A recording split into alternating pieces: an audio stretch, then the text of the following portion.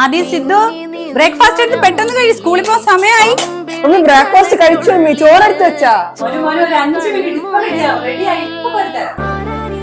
ആദ്യം 9 മണിയായി, അസംബ്ലി അടങ്ങുന്ന സമയം. ഇവിടെ ചോറെടുത്തില്ല, വെയിറ്റ് ചെയ്യ്.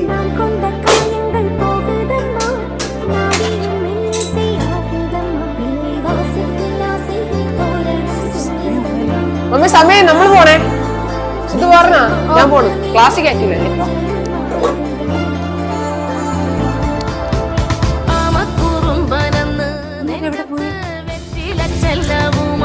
ആദ്യം സിദ്ധു ഇത് കൊണ്ടുപോടാ.